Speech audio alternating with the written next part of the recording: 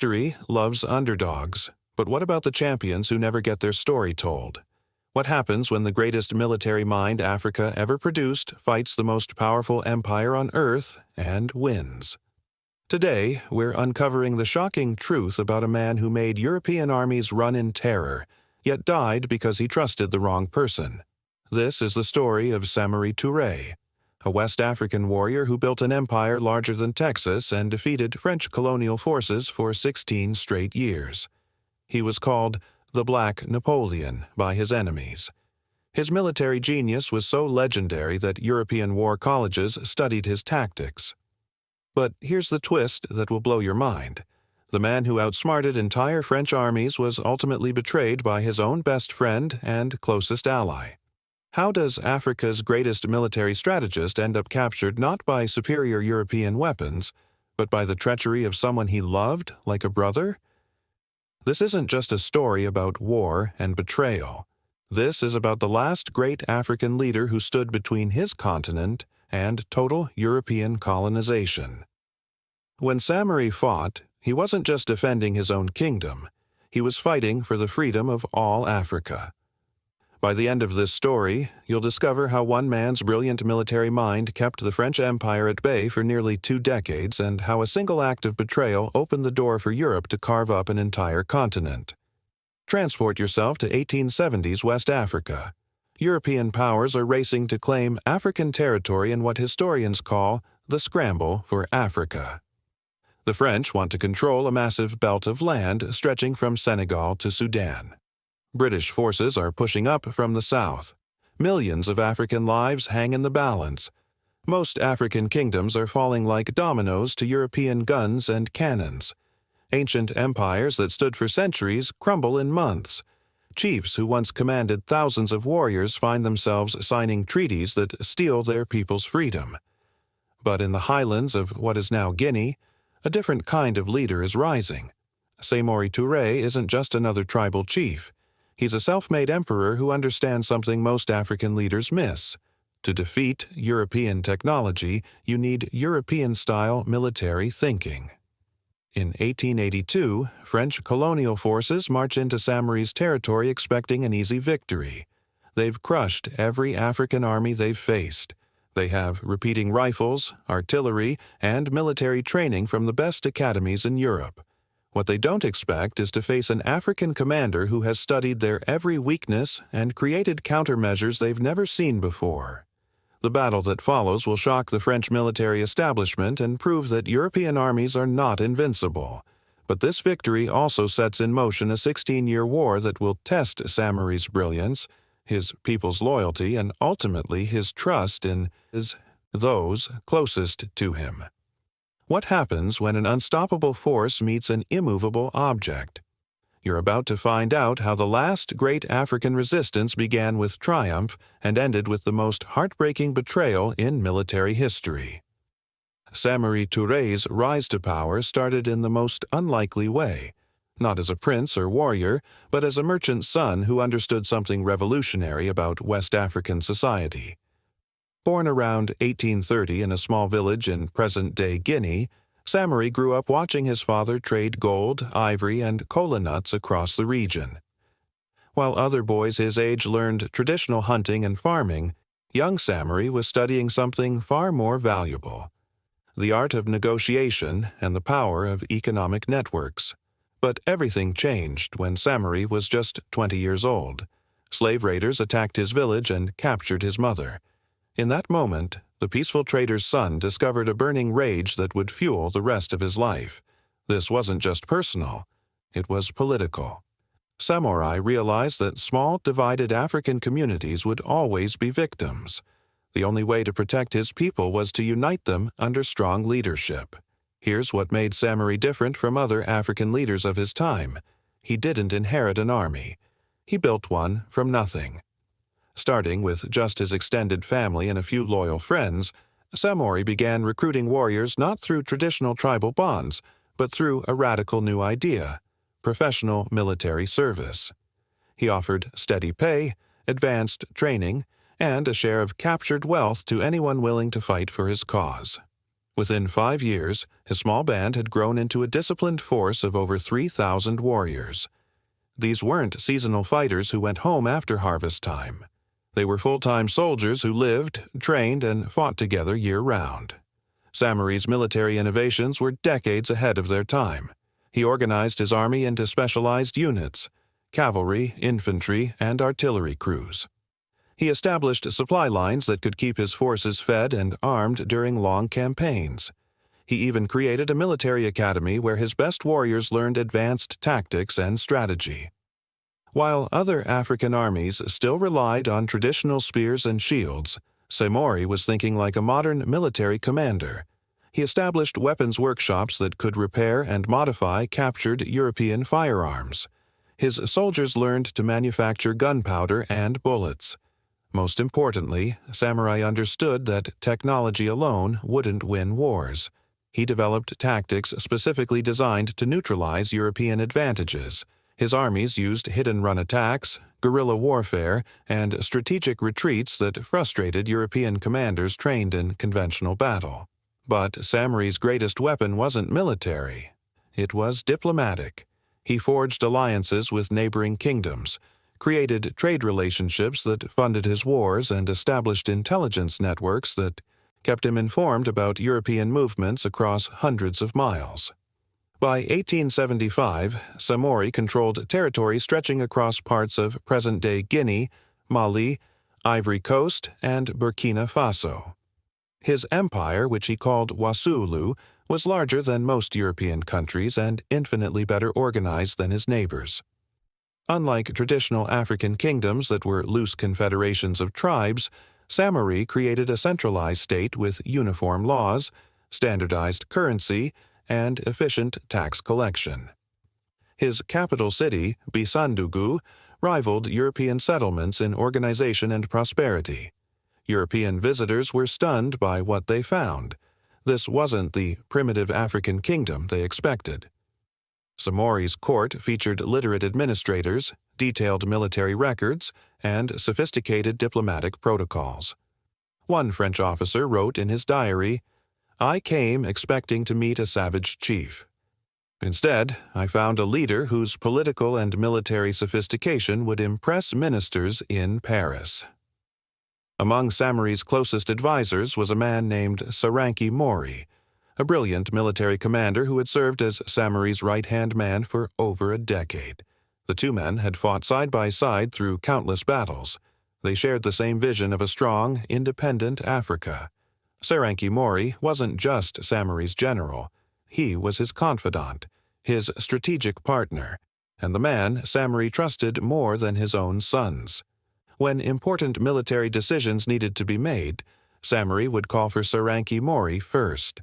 Their friendship seemed unbreakable. They had built an empire together, defeated enemies together, and shared the dream of keeping Africa free from European control. But power has a way of corrupting even the strongest bonds. By 1880, the French were no longer treating Samory as a regional nuisance. They recognized him for what he was: the most dangerous obstacle to French expansion in West Africa. Colonial administrators in Dakar began planning a massive military campaign designed to crush Samory's empire once and for all. They assembled the largest force ever sent against an African kingdom, over 10,000 soldiers equipped with the latest European weapons and supported by artillery that could destroy fortified positions. French military planners were confident this overwhelming force would end Samory's resistance within months. They had studied his previous battles and believed they understood his tactics. They were about to learn that underestimating Samory Touré was a fatal mistake. But they also unknowingly possessed something far more dangerous than guns or cannons. They had found a way to reach the one person who could destroy Samory from within. As French forces marched toward Samory's territory in 1882, they carried with them secret communications from someone very close to the African emperor.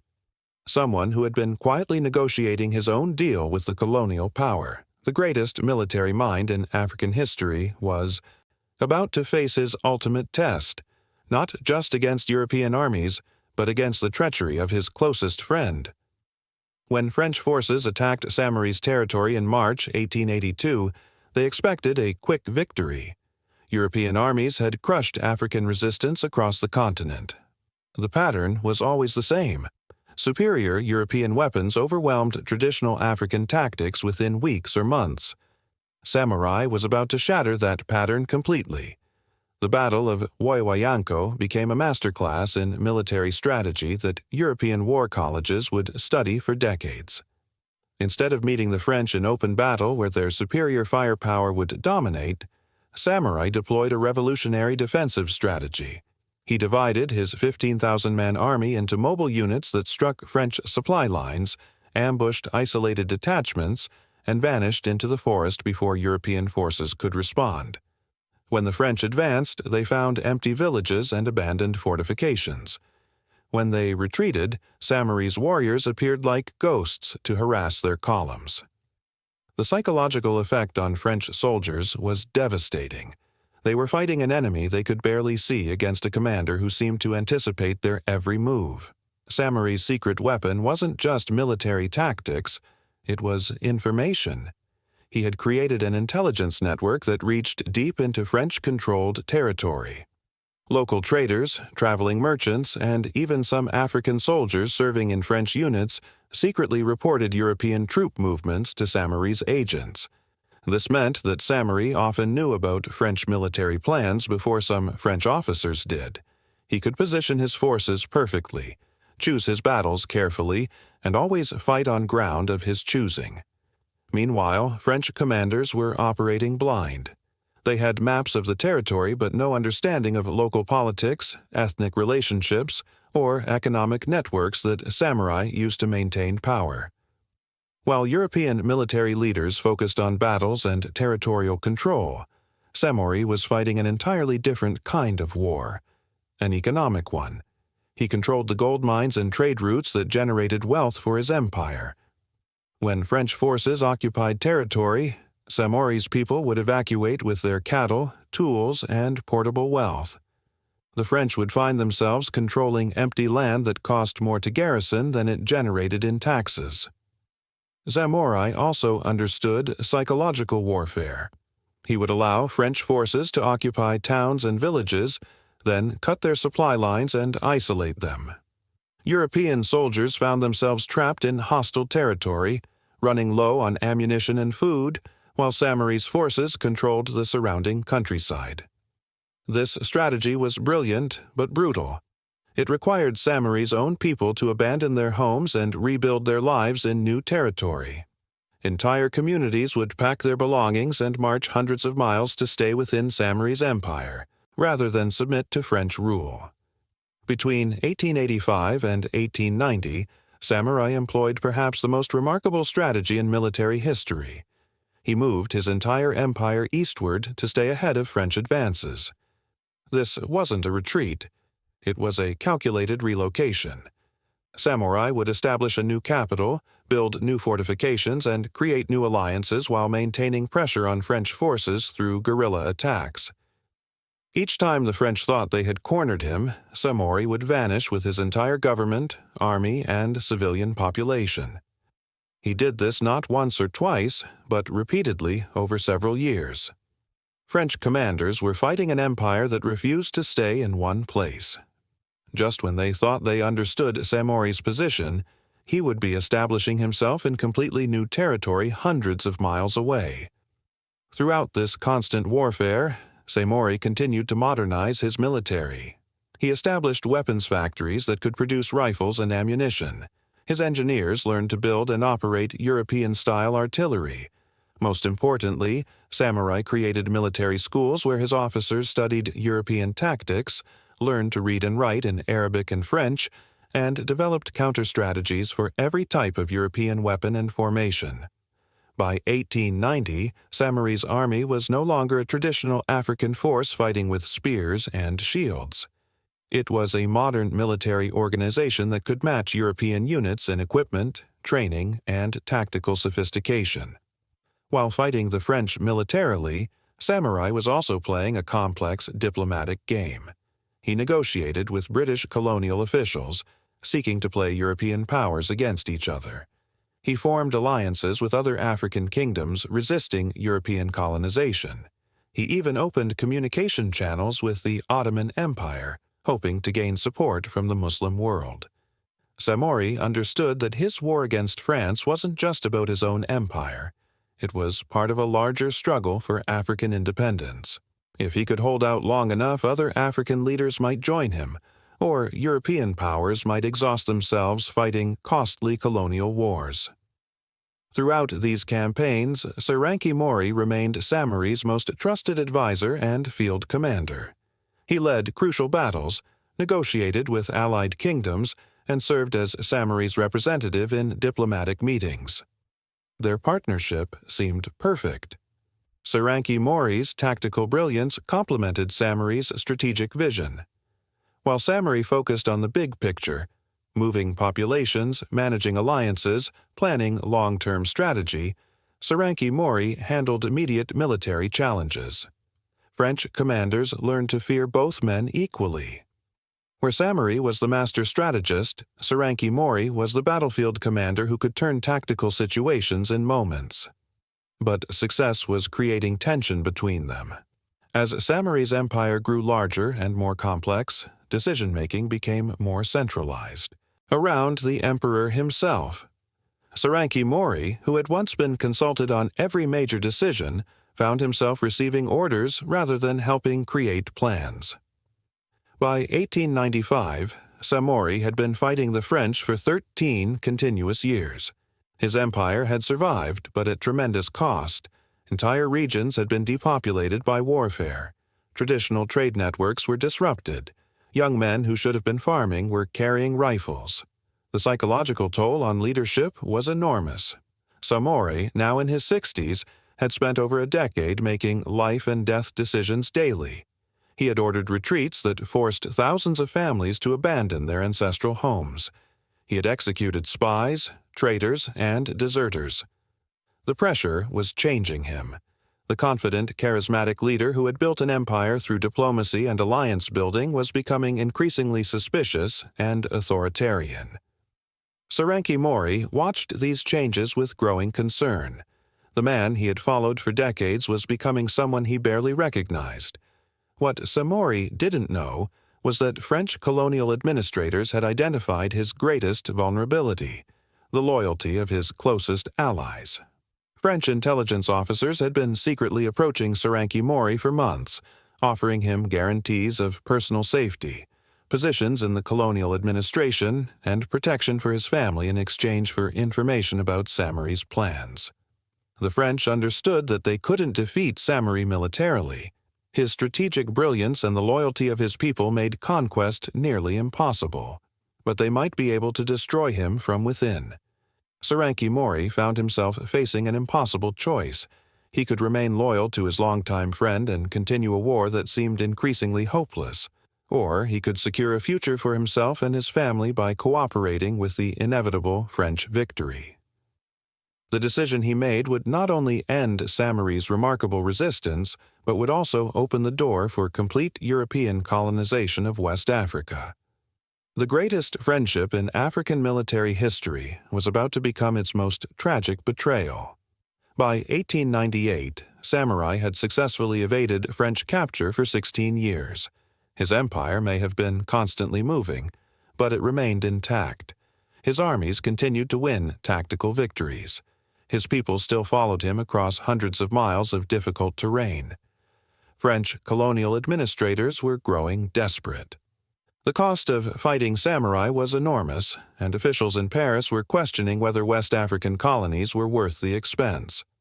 Military leaders who had promised quick victory were facing career ruin. That's when they activated their secret weapon, Samory Touré's betrayal. For months, Samory's most trusted friend had been providing French intelligence with detailed information about troop movements, supply routes, and defensive plans. But Samory Touré wasn't just sharing military secrets. He was actively sabotaging Samory's operations from within. In September 1898, French forces launched what they promised would be their final offensive against Samory. But this time was different. Every defensive position Samory established was mysteriously compromised. Supply convoys were attacked at precisely their most vulnerable moments. Allied kingdoms that had supported Samory for years suddenly withdrew their cooperation. Samory couldn't understand what was happening. His military intelligence, which had been so effective for over a decade, seemed to have completely broken down. French forces were anticipating his every move as if they had access to his private war councils. Because they did. On September 29, 1898, Samory was meeting with his closest advisors in a supposedly secret location. They were planning another strategic withdrawal that would allow them to regroup and continue resistance from new territory. Samory Touré listened carefully as Samory outlined the evacuation plan, the new positions they would establish, and the timeline for moving civilian populations to safety. That night, Samory Touré sent detailed information about the meeting to French commanders. He also provided them with something even more valuable: Samory's exact location and travel route. The next morning, as Samory's column began moving toward what he believed was safety, French forces surrounded them in a perfectly executed ambush. There was no way this could have been luck or good intelligence gathering. Someone had given the French precise information about Samory's movements. Samory fought with desperate courage, but his small escort force was overwhelmed by superior numbers. For the first time in 16 years of warfare, the great African general found himself trapped with no route of escape. As French soldiers closed in, Samory must have realized the terrible truth. He hadn't been defeated by European military superiority. He had been betrayed by someone who knew all his secrets. When Samory was brought before the French commander, he learned the full extent of Samory Touré's treachery. His closest friend, the man he had trusted with his life countless times, had been working with the enemy for months. The French were so proud of their success that they allowed Samory Touré to be present when Samory was informed of the betrayal. They wanted to see the great African leader's reaction to learning that his own friend had destroyed him. According to French military records, Samory looked at Samory Touré for a long moment, then simply said, "I understand why the French wanted to defeat me. I will never understand why you wanted to help them do it." With Samory's capture, organized African resistance to French colonization in West Africa effectively ended. The man who had kept European forces at bay for 16 years was shipped into exile, first to Gabon, then to the remote island of Njole, where he died in 1900. Samory Touré received his promised rewards from the French, a position in the colonial administration and protection for his family. But he also received something he hadn't expected: the contempt of his own people, who viewed him as the man who had sold African freedom for European favor. The cruelest part of this story is that Samory Touré's betrayal may have been unnecessary. By 1898, French public opinion was turning against expensive colonial wars. Political leaders in Paris were seriously considering negotiating a peace treaty that would have recognized Samory's sovereignty over much of his territory. Samory Touré's fear that continued resistance was hopeless may have led him to betray the very victory his friend was about to achieve through diplomacy. Samory Touré's story forces us to confront uncomfortable questions about loyalty, betrayal, and the price of resistance. Was he a brilliant military leader who kept African freedom alive for 16 crucial years? Or was he a stubborn ruler whose endless wars brought unnecessary suffering to his people? The truth contains elements of both. Samory's military genius is undeniable. His tactical innovations, strategic thinking, and organizational skills created the most effective African resistance to European colonization. Military historians still study his campaigns as masterpieces of guerrilla warfare and strategic retreat. His political achievements were equally impressive. In an era when most African kingdoms were fragmented and weak, Samory built a centralized empire that could mobilize resources, maintain armies, and resist European expansion for nearly 2 decades. Yet Samory's story also reveals the terrible cost of prolonged warfare. His constant military campaigns displaced hundreds of thousands of people. His empire became increasingly militarized and authoritarian.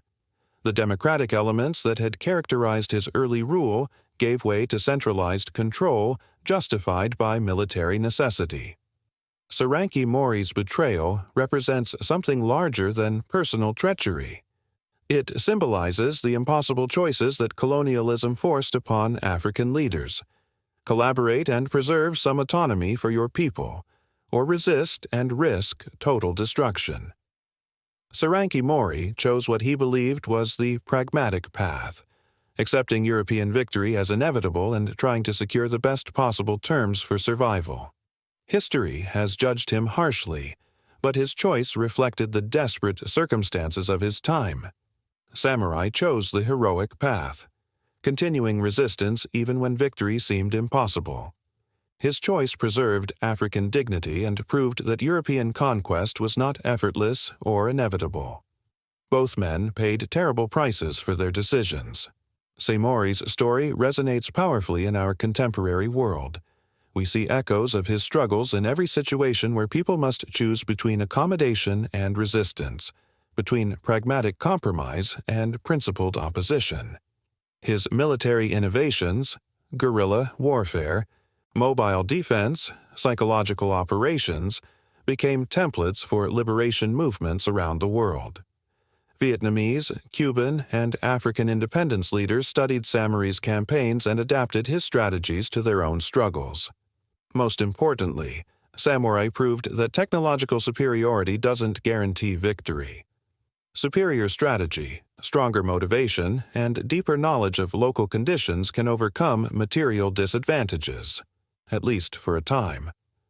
Was Samory Touré's betrayal an act of cowardice or practical wisdom? When resistance seems hopeless, is continued fighting heroic or foolish? Could Samory have achieved better results through negotiation and compromise, or was military resistance the only way to preserve African independence? In our own lives, when do we choose accommodation over confrontation? And when do we decide that some principles are worth any sacrifice?